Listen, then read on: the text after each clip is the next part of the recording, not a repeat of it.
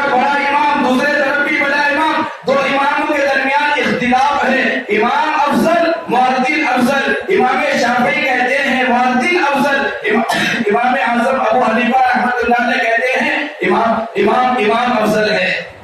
پوچھا گیا امام اعظم ابو حنیفہ رحمۃ اللہ علیہ سے کیا دلیل مؤذن کے مقابلے میں امام کو افضل ماننے کی، کیا دلیل سے بات ثابت کرو۔ امام اعظم ابو حنیفہ رحمۃ اللہ علیہ نے کہا دلیل یہ ہے کہ پیارے نبی علیہ الصلوۃ والسلام نے پوری زندگی امامت کی ہے، لہذا نبی پوری زندگی امامت کی ہے تو میرے نزدیک امام افضل ہے۔ امام شافعی سے پوچھا گیا مؤذن افضل ہے امام کے مقابلے میں، دلیل کیا ہے؟ امام شافعی رحمۃ اللہ علیہ نے کہا امام کے مقابلے میں مؤذن افضل ہونے کی دلیل یہ ہے کل قیامت کے دن اللہ کے نبی علیہ السلام نے فرمایا ہے کل قیامت کے دن سارے مجمع میں سے کچھ لوگوں کی گردنیں اونچی ہوگی، بلند ہوگی، وہ کون لوگ ہوں گے؟ سارے مجمع میں سے جن کی گردنیں اونچی ہوگی، اللہ کے نبی علیہ السلام نے کہا مؤذن کی گردنیں کل قیامت کے دن اونچی ہوگی، امام کی نہیں ہوگی، مؤذن کی ہوگی، اذان دینے والے کی ہوگی، لہذا میرے نزدیک امام کے مقابلے میں مؤذن افضل ہے۔ اور کتابوں میں لکھا ہے کہ کل قیامت کے دن قافلے ہوں گے، ان قافلوں میں سے ایک قافلہ ہوگا اور وہ نکلے گا جنت کے راستے پر اور اذان کہتا ہوا نکلے گا، جن کی زبان سے اذان جاری رہے گی، سب اذان کہتے ہوئے جاتے رہیں گے اور ان کے آگے جو سردار کی حیثیت رکھا ہوا ہوگا، ان کے آگے جو ان کا قائد ہوگا، جو انہیں لے کر جا رہا ہوگا، وہ حضرت بلال حبشی رضی اللہ عنہ ہوں گے۔ حضرت بلال آگے، پیچھے سارے مؤذنین جنہوں نے اذان دی، اذان کی خدمت دی، ان کی قیادت حضرت بلال کریں گے، سارے مؤذن ان کے پیچھے ہوں گے۔ اللہ کے نبی علیہ السلام نے فرمایا کل قیامت کے دن حشر کے میدان میں، قیامت کے دن جب سوا نیزے پر سورج ہوگا، زمین تانبے کی ہوگی، ہر انسان پریشان ہوگا، ایسے پریشانی کے عالم میں مشک کے ٹیلوں پر اللہ تعالیٰ تین لوگوں کو بٹھائے گا۔ نمبر ایک وہ غلام، وہ خادم خدمت کرنے والا جو اپنے آقا کے بھی حکم کو مانتا ہو اور اللہ کے حکم کو مانتا ہو، ایسے غلام کو اللہ موتی کے مشک کے ٹیلے پر بٹھائے گا۔ دوسرا وہ امام جو امامت ایسی طرح کرے مقتدی راضی ہو، ایسے امام کو بھی اللہ تعالیٰ کل قیامت کے دن مشک کے ٹیلے پر بٹھائے گا۔ تیسرا وہ مؤذن جو اذان دے کر صبح و شام لوگوں کو نماز کی طرف بلاتا ہو، ایسے مؤذن کو بھی اللہ مشک کے ٹیلے پر بٹھائے۔ سوچیں آج ہمارے نزدیک انجینئر کا مقام پہنچا، ہمارے دل میں ڈاکٹر کا مقام پہنچا، ہمارے دل میں اچھے تاجر کا مقام پہنچا، ہمارے دل میں اگر کسی کی عظمت نہیں ہے، ہمارے دل میں اگر کسی کی حقارت ہے، ہمارے دل میں کوئی ذلیل و خوار ہے تو مؤذن ہے۔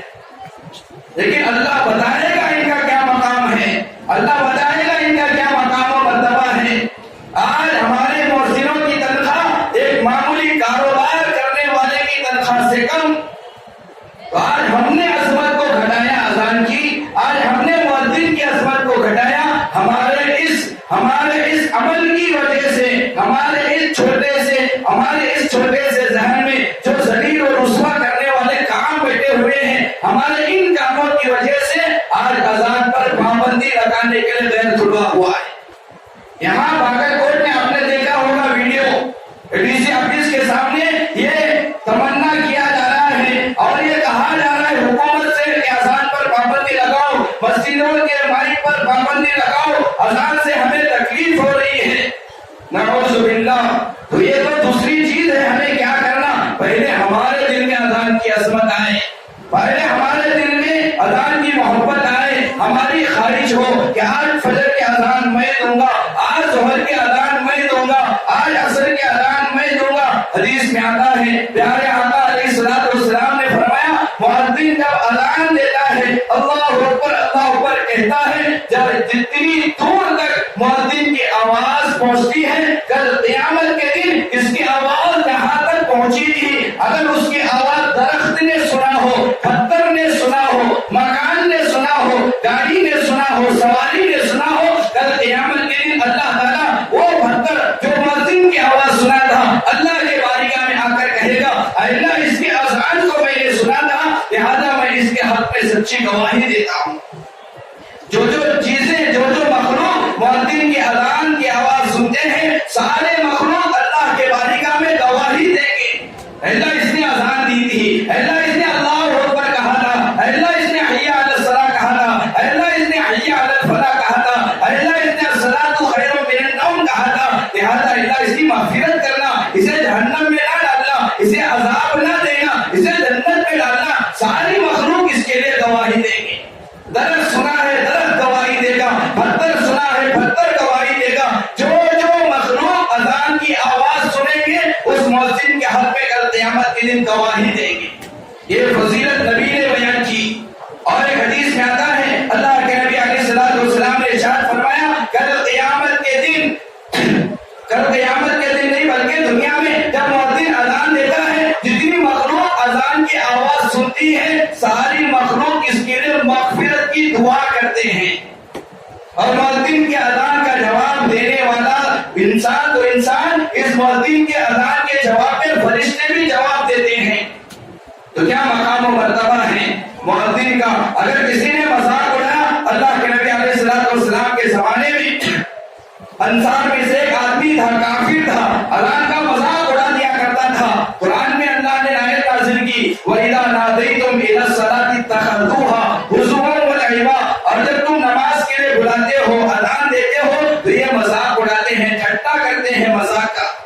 تو یہ نصارہ میں سے، انصار میں سے مدینے کے ایک آدمی تھا، کافر تھا، جب بھی اس نے اذان کی آواز سنتا تھا، مؤذن اذان کہتے ہوئے اشہد ان محمد رسول اللہ کہتا تھا، تو فوراً اس کافر کے زبان سے نکلتا تھا حرے کا بالقاضی، حرے کا بالقاضی، یہ جو چھوٹی گواہی جو دے رہا ہے اسے جلا دیا جائے، اسے آگ لگے۔ لیکن اللہ تبارک و تعالیٰ نے اذان کا مذاق اڑانے والے کے ساتھ کیا معاملہ کیا کہ امریکہ ہے، رات میں فیملی کے ساتھ، اہل و عیال کے ساتھ گھر میں سویا ہوا تھا، چراغ جلائی گئی تھی خادمہ نے، لہذا اس چراغ سے پورا مکان جلا، جس نے مؤذن کو جلانے کی بد دعا دی تھی خود جل کر راکھ ہو گیا۔ اذان کی مذاق اڑانے والا، مؤذن کا مذاق اڑانے والا اور بد دعا دیتا تھا، اللہ اسے جلائے، اللہ خود اسے جلا کر راکھ کر دیا۔ حضرت ابو محذورہ رضی اللہ عنہ مدینے کے 4 امام مؤذنوں میں سے ایک مؤذن حضرت ابو محذورہ رضی اللہ عنہ بھی ہیں۔ اذان کی نقل اتارنے پر اللہ نے ایمان کی دولت سے نوازا، اذان کی نقل اڑا رہے تھے۔ حنین کے راستے میں اللہ کے نبی غزوہ حنین سے واپس آ رہے تھے صحابہ کے ساتھ، لہذا نماز کا وقت ہوا، اذان دینا شروع کیا گیا۔ اب حضرت ابو محذورہ ابھی مسلمان نہیں ہوئے تھے، اسلام نہیں لائے تھے، بچوں کے ساتھ کھڑے ہوئے تھے۔ اب سارے بچے جیسے ہی اذان کی آواز سنی، سبوں نے اذان کی نقل اتارنی شروع کی، سارے کافر تھے، کوئی مسلمان نہیں تھا۔ اذان کی آواز سنی، نقل اتارنا شروع کیا، مذاق کے طور پر۔ اللہ کے نبی علیہ السلام نے سنا نقل اتاری جا رہی اذان کی، نبی نے صحابہ سے کہا جاؤ جا کر بچوں کو پکڑو جو اذان کی نقل اتار رہے ہیں، جو اذان کا مذاق کر رہے ہیں۔ اب صحابہ آئے، پکڑے بچوں کو، حضرت ابو محذورہ بھی تھے۔ نبی آئے، آ کر بچوں سے کہا تم میں کس کی آواز بلند ہے، کس کی آواز اونچی ہے؟ سارے بچوں نے ابو محذورہ کی طرف اشارہ کر کے کہا کہ ان کی آواز بلند ہے۔ اللہ کے نبی قریب گئے، حضرت ابو محذورہ کے سر پر ہاتھ رکھا اور کہا کہ کہو اذان کے کلمات جو تم نقل اتار رہے تھے دوبارہ دہراؤ۔ حضرت ابو محذورہ کہتے ہیں میرے دل میں نبی کی نفرت تھی، نبی کو میں ذلیل سمجھتا تھا، جیسے انہوں نے کہا کہ اذان کے کلمات دہراؤ میرا جی نہیں چاہا، لیکن مجبور تھا، ہم پکڑے گئے تھے۔ اب میں دہرانا شروع کیا، اللہ اکبر بلند آواز سے کہا، اشہد ان لا الہ الا اللہ بلند آواز سے کہا، جیسے ہی اشہد ان محمد رسول اللہ کہنے کی باری آئی، نبی کی محبت دل میں نہیں تھی، کیونکہ میں کافر تھا، نبی کو ذلیل خار سمجھتا تھا، لہذا میں نے بلند آواز کے بجائے دھیمی آواز سے اشہد ان محمد رسول اللہ کہا۔ نبی نے کہا میرے سر پر ہاتھ رکھ کر، میرے سینے پر ہاتھ رکھ کر مجھ سے نبی نے کہا زور سے کہو۔ حضرت ابو محذورہ کہتے ہیں جیسے ہی نبی کا ہاتھ میرے سینے سے لگا تو ایمان میرے دل میں اتر گیا، میں بلند آواز سے अशहदु अन्ना मुहम्मद रसूलुल्लाह का। फिर पूरी अजान मैंने कही। फिर उसके बाद नबी अलैहिस्सलाम से कहा मैं मक्के में अजान देना चाहता हूँ, मुझे मक्के का मस्जिद हराम का मुअज्जिन बनाइए। अल्लाह के नबी अलैहिस्सलाम मक्के का मुअज्जिन बना दिए। तो अजान के कलिमात दोहराने पर, अजान की नकल उतारने पर अल्लाह ने ईमान की दौलत से नवाजा और ऐसी मोहब्बत नबी के दिल में थी हजरत अबू महजूरा की कि सारे सहाबा में ये एक ऐसे यकता सहाबी हैं जिन्होंने जिंदगी में अपने बाल कभी नहीं काटे। जब से नबी ने सर पे हाथ रखा, पूछने वालों ने इनसे पूछा क्यों बाल नहीं काटते हो, तो हजरत अबू महजूरा ने कहा जिन बालों पर नबी का हाथ लगे वो बाल मेरे जिस्म से जुदा हुए मुझे पसंद नहीं। ये मुअज्जिन अज़ान मदी मक्के के मुअज्जिन हैं। चार मुअज्जिन हजरत बिलाल हबशी रज़ियल्लाहु अन्हु, हजरत अबू महजूरा रज़ियल्लाहु अन्हु, हजरत साद बिन कुरस रज़ियल्लाहु अन्हु और हजरत अब्दुल्लाह इब्न उमर मक्तूम नाबीना साहबी, ये चार इमाम, चार मुअज्जिन गुजरे हैं मक्के के। तो अज़ीज़ान गिरामी, जहाँ इमाम का मकाम व मर्तबा है वहीं मुअज्जिन का मकाम व मर्तबा है, वहीं अज़ान देने वाले का मकाम व मर्तबा है। अगर कोई बंदा अज़ान नहीं दे रहा बल्कि अज़ान सुन रहा है, कहा गया जो मुअज्जिन कहता है तुम उन कलिमात को दोहराओ तुम्हें भी सवाब मिलेगा। अल्लाह के नबी ने कहा तुम भी दोहराओ तुम्हें भी सवाब मिलेगा। अल्लाह अकबर मुअज्जिन कहे जवाब में तुम भी अल्लाह अकबर कहो। अशहदु अल्ला इलाहा इल्लल्लाह के जवाब में अशहदु अल्ला इलाहा इल्लल्लाह कहो। अशहदु अन्ना मुहम्मद रसूलुल्लाह के जवाब में अशहदु अन्ना मुहम्मद रसूलुल्लाह कहो। हय्या अलस सलाह हय्या अलल फलाह के जवाब में बजाय हय्या अलस सलाह हय्या अलल फलाह के ला हौला वला कुव्वता इल्ला बिल्लाह कहो। क्यों? उलमा ने लिखा है हय्या अलस सलाह के जवाब में नबी ने ये नहीं कहा कि तुम भी हय्या अलस सलाह कहो, तुम भी हय्या अलल फलाह कहो, बल्कि हय्या अलस सलाह हय्या अलल फलाह के जवाब में ला हौला वला कुव्वता इल्ला बिल्लाह कहो। क्यों? क्योंकि ला हौला वला कुव्वता इल्ला बिल्लाह के माने नेकी करने की ताकत, गुनाहों से बचने की ताकत मेरे बस में नहीं है। मुझे नेकी करने की ताकत अल्लाह ही देगा, गुनाहों से मुझे अल्लाह ही बचाएगा। ये पढ़ने के लिए इसलिए कहा गया। हालांकि अकल तो ये कहती है शैतान को भगाने के लिए ला हौला पढ़ा जाता है, सुस्ती को भगाने के लिए ला हौला पढ़ा जाता है। यहाँ नमाज के लिए बुलाया जा रहा है, फिर ला हौला पढ़ने की क्या जरूरत है? उसका जवाब ये है क्योंकि इंसान जब मुअज्जिन नमाज के लिए बुलाए, जब मुअज्जिन मस्जिद के लिए बुलाए, जब मुअज्जिन कामयाबी के लिए बुलाए, हम अपनी ताकत से मस्जिद नहीं आ सकते जब तक अल्लाह ताला की तौफीक ना हो। इसलिए ला हौला पढ़कर मस्जिद आओ कि अल्लाह ही की ताकत से मैं मस्जिद आ सकता हूँ, अल्लाह ही की तौफीक से मैं नमाज पढ़ सकता हूँ, अल्लाह ही की तौफीक से मैं अज़ान का जवाब दे सकता हूँ। तो ला हौला वला कुव्वता इल्ला बिल्लाह पढ़े। फिर जब मुअज्जिन अल्लाहु अकबर कहे जवाब में अल्लाहु अकबर कहे। जब मुअज्जिन ला इलाहा इल्लल्लाह कहे जवाब में ला इलाहा इल्लल्लाह इखलास से कहे। नबी अलैहिस्सलातु वस्सलाम फरमाते हैं जब कोई बंदा अज़ान का जवाब देगा अल्लाह ताला उसके लिए जन्नत को वाजिब कर दे। हदीस है।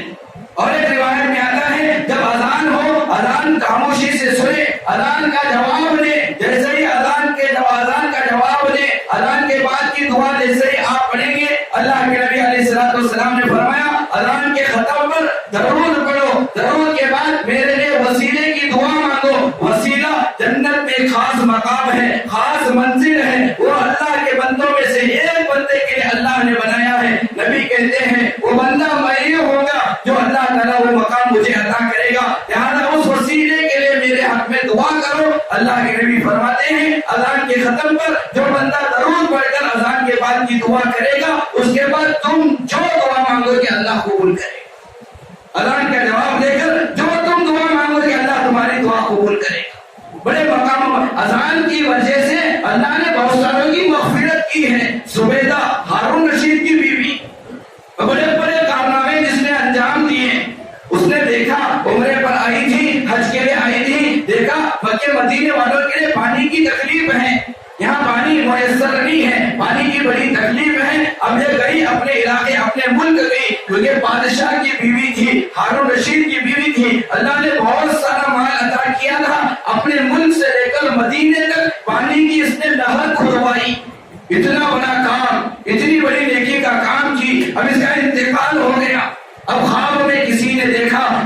مزے میں ہے، اللہ مغفرت کیا ہوا ہے۔ خواب دیکھنے والے نے زبیدہ سے کہا زبیدہ اللہ نے تو تجھے معاف کیا ہوگا کیونکہ تو نے اتنی بڑی نیکی کی کہ تو نے مدینے والوں کے لیے پانی کا انتظام کیا، اللہ نے تجھے معاف کیا ہوگا۔ زبیدہ نے کہا اللہ نے مجھے معاف ضرور کیا ہے لیکن میرے اس نیکی کی وجہ سے نہیں، نہر کھدوانے کی وجہ سے نہیں، پانی کا انتظام کرنے کی وجہ سے نہیں، اللہ نے مجھے بخشا ہے۔ بخشا کیسے بخشا؟ خواب دیکھنے والے کے پوچھنے پر کہا کہ ایک مرتبہ میں اپنی سہیلیوں کے ساتھ کھانے پر بیٹھی ہوئی تھی، دوپٹہ میرے کندھوں پر تھا، سر پر نہیں تھا، نوالا ہاتھ میں تھا، جیسے ہی کھانے کے لیے نوالا اٹھا لیا تو پھر مؤذن نے اذان دی، جیسے ہی اذان کی آواز میرے کانوں پر پڑی میں نوالا بجائے منہ میں لینے کے برتن میں رکھ کر میں اپنے دوپٹے سے سر کو ڈھانک لیا۔ اللہ نے کہا اس عمل کی وجہ سے میں نے تیری مغفرت کر دی۔ اذان پر، اذان کی عظمت پر اللہ نے کہا کہ جا میں نے تیری مغفرت کر دی۔ حضرت امام احمد بن حنبل رحمۃ اللہ علیہ کا ایک پڑوسی تھا، امام احمد بن حنبل رحمۃ اللہ علیہ کا پڑوسی تھا، انتقال ہو گیا۔ کسی محدث حدیث کے درس دینے والے کے خواب میں وہ پڑوسی آیا، اس کا وہ لوہار تھا، لوہے کا کام کرنے والا جسے حداد کہا جاتا ہے، لوہار تھا، لوہے کا کام کرنے والا امام احمد بن حنبل رحمۃ اللہ علیہ کا پڑوسی تھا، انتقال ہو گیا۔ محدث کے خواب میں آیا، محدث نے پوچھا اللہ نے تیرے ساتھ کیا معاملہ کیا؟ تو امام احمد بن حنبل رحمۃ اللہ علیہ کے پڑوسی نے، لوہار نے محدث سے کہا اللہ نے مجھے وہ مقام عطا کیا جو مقام امام احمد بن حنبل کو عطا کیا۔ ابھی بڑے پریشان ہوئے، صبح ہوئی، دیگر محدثین سے کہا اتنا بڑا مقام ایک لوہار کو کیسے مل سکتا ہے، اتنے بڑے امام کا مقام کیسے مل سکتا ہے؟ پھر اس محدث نے اس لوہار کے گھر گئے، گھر جا کر بیوی سے کہا آخر تمہارے شوہر کا وہ کون سا عمل ہے جس عمل کی وجہ سے اللہ نے اتنا بڑا مقام عطا کیا؟ بیوی نے کہا کوئی خاص عمل نہیں تھا، تہجد نہیں پڑھتے تھے، زیادہ قربانی نہیں دیتے تھے، دن میں روزہ رکھتے تھے، کہاں نہیں رکھتے تھے، آخر وہ کون سا عمل ہے جس عمل کی وجہ سے اتنا بڑا مقام ملا؟ آخر کوئی نہ کوئی عمل ہوگا۔ محدث کے اصرار پر بیوی نے کہا میرے شوہر کی دو خوبیاں تھی، دو عمل تھا زندگی میں، بڑی کثرت سے پابندی سے کیا کرتے تھے۔ پوچھا کون سے دو عمل؟ امام اس بیوی نے، لوہار کی بیوی نے محدث سے کہا پہلا عمل جب بھی یہ لوہے کا کام کرتے تھے پسینے میں، دن کے اندر گرمی میں جیسے ہی یہ لوہے کو مارنے کے لیے ہتھوڑا اٹھاتے تھے، جب بھی ان کے کان میں اذان کی آواز پڑتی تھی اسی طرح چھوڑ کر مسجد جایا، پہلا کام۔ دوسرا کام رات میں جب یہ دن بھر کام کر کے تھک کر رات میں آتے تھے، میں اور وہ اور ہمارے بچے رات میں چھت پر سویا کرتے تھے، تو ہمارے پڑوسی میں امام احمد بن حنبل رحمۃ اللہ علیہ تھے جو رات میں چھت پر کھڑے ہو کر نماز میں قرآن شریف پڑھا کرتے تھے، جن کے قرآن کے پڑھنے کی آواز میرے شوہر کے کانوں تک آتی تھی، تو میرے شوہر رات میں آنکھ سے آنسو بہا کر یہ کہتے تھے اگر میرے بیوی بچے نہ ہوتے، میں غریب نہ ہوتا، میں تھکا ہوا نہ ہوتا تو میں بھی اسی طرح رات میں عبادت کیا کرتا تھا۔ ایک یہ افسوس، ایک اذان پر کام چھوڑ کر نماز جانا، یہ دو کام پابندی سے میرے شوہر کیا کرتے تھے۔ لہذا محدث نے کہا انہی دو نعمتوں کی وجہ سے، ان دو اچھے کاموں کی وجہ سے اللہ نے اس لوہار کو امام احمد بن حنبل کا مقام عطا کیا۔ تو جو اللہ تعالیٰ ان کاموں کی وجہ سے مغفرت کرتے ہیں، اور جو پابندی سے کام کرتا رہے گا موت بھی اچھی آئے گی، جیسے زندگی گزارو گے ویسا خاتمہ ہوگا، جیسا خاتمہ ہوگا ویسے کل قیامت کے دن اٹھائے جاؤ گے۔ اللہ کے نبی علیہ السلام نے کہا تموتون کما تعیشون، جیسے جیو گے ویسا مرو گے۔ اگر پوری زندگی اذان دیتے ہوئے زندگی گزاری، اذان دیتے ہوئے انتقال ہوگا۔ مکی رحمت اللہ علیہ ابھی زندہ ہے، مکے میں صرف ایک ایسا انسان ہے جو اردو میں بیان دیتا ہے، مکی رحمت اللہ علیہ پڑوس ملک کے ہیں، حضرت نے بیان سنایا، پاکستان کا انہوں نے ایک واقعہ سنایا، 8 سال تک ایک مؤذن نے اذان دی، اللہ کے لیے فی سبیل اللہ 1 روپیہ اس نے نہیں لیا، پابندی سے 8 سال تک اس نے اذان دیتی رہی۔ حضرت نے کہا کہ ایک مرتبہ فجر کی اذان دے رہا تھا، اذان دیتے ہوئے الصلاۃ خیر من النوم پر پہنچا، نیند سے بہتر نماز ہے، یہ جملہ کہہ کر انتقال ہو گیا۔ الصلاۃ خیر من النوم، یہ جملہ کہہ کر انتقال ہو گیا۔ اس کے بعد حضرت نے کہا اگر ایسی موت چاہتے ہو تو وہ عمل جو اس کے وہ آدمی کیا کرتا تھا تم بھی کرو، تمہاری موت بھی ایسے ہی کیا۔ اگر دنیا کماتے کماتے دنیا میں رہ کر زندگی گزاریں گے، دنیا کماتے کماتے جائیں گے، نئے کام کرتے کرتے زندگی گزاریں گے، نئے کام کرتے کرتے موت آئے گی، تو جیسا کرو گے ویسا مرو گے، جیسا مرو گے ویسا اٹھائے جاؤ گے۔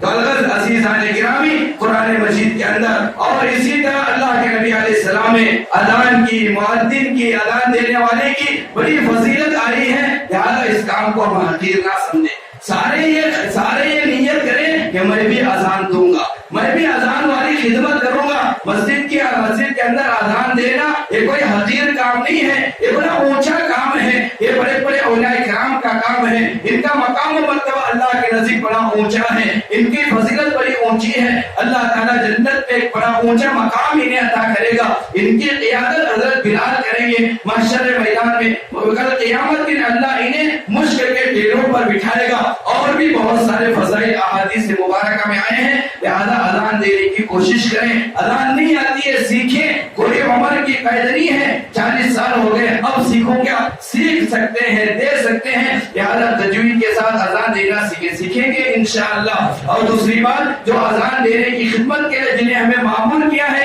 انہیں اچھی تنخواہ دیں، اچھے سے اچھے اذان دینے والے کو ہم اپنی مسجدوں میں رکھیں۔ اللہ معاف کرے، ایک ایسے ہی لطیفہ بار بار سنایا جاتا ہے کہ ایک بندہ اذان دیا، بڑی اچھی آواز نہیں تھی، بہت بیکار آواز میں اذان دیا، لوگوں نے اس سے پوچھا بھائی اچھی آواز میں اذان دو، یہ سریلی آواز میں اذان دو۔ اس نے کہا 1500 روپے میں محمد رفیع کی طرح اذان ملتی کیا تم نا، 1500 دینی اذان محمد رفیع کی آواز میں مانگ رہی، نہیں اچھی رقم دو گے، اچھی تنخواہ دو گے، بہت دن اچھا ملے گا۔ جب ہمارے اذان مائک سے اچھی آواز میں اذان محلے میں پہنچے گی، کافر لوگ اسلام کے بارے میں جو یہ غلط سوچ رہے ہیں اذان پر پابندی ہو، وہ خود ہم سے کہیں گے بھئی 5 وقت نہیں 10 وقت دو، کتنی اچھی آواز میں اذان ہوتی ہے، سن کر سکون ملتا ہے، سن کر تسلی ہوتی ہے، کتنی اچھی آواز میں اذان ہوتی ہے۔ آج ہماری غلطی کی وجہ سے، ہماری غفلت کی وجہ سے یہ ساری چیزیں ہو رہی ہیں کہ اذان پر پابندی ہو، مائک پر پابندی ہو، لہذا اچھی آواز میں تجوید کے ساتھ اذان دینے بنے گے انشاءاللہ۔ دوسری بات، علماء نے فقہاء نے ایک مسئلہ لکھا ہے، ہماری ایک کوتاہی یہ ہو رہی ہے مسجدوں سے اور مسجد والوں سے کہ اذان کا جو مائک ہے اس کی آواز ساؤنڈ کتنا رکھنا۔